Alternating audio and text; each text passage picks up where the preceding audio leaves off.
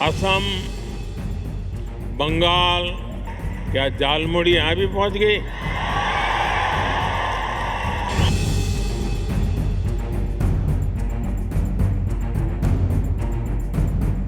বঙ্গে নির্বাচনী প্রচারে এসে বিভিন্নভাবে জনসংযোগ করেছিলেন দেশের প্রধানমন্ত্রী নরেন্দ্র মোদী। তার মধ্যে অন্যতম ছিল ঝাড়গ্রামে প্রধানমন্ত্রীর ঝালমুড়ি খাওয়ার কর্মসূচি। যদিও তা একেবারে পূর্ব পরিকল্পিত ছিল না, তবে প্রধানমন্ত্রীর ঝালমুড়ি ঝাঁজে রাজ্যে দিশেহারা অবস্থা তৃণমূলের। ঝাড়গ্রামের সবকটা আসনেই গোহারা হেরেছে তৃণমূল।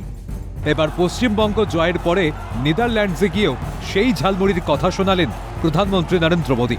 প্রবাসী ভারতীয়দের বললেন, ঝালমুড়ি কি এখানেও পৌঁছে গিয়েছে নাকি? असम, बंगाल, क्या झालमुड़ी यहाँ भी पहुंच गई?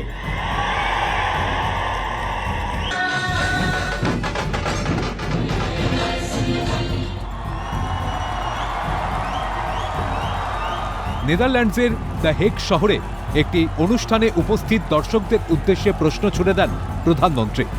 তার বক্তব্যের পরেই উচ্ছ্বসিত হয়ে ওঠেন সভায় উপস্থিত প্রবাসীরা।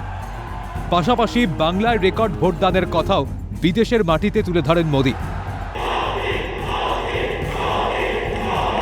বলেন, বাংলা, আসাম, কেরালা, পুদুচেরিতে ব্যাপক হারে ভোটদান করেছেন মানুষ। ভোটের হার 90% ছাড়িয়েছে। असम, बंगाल, केरलम, तमिलनाडु और पुडुचेरी में इस बार 80 से 90% तक वोटिंग हुई।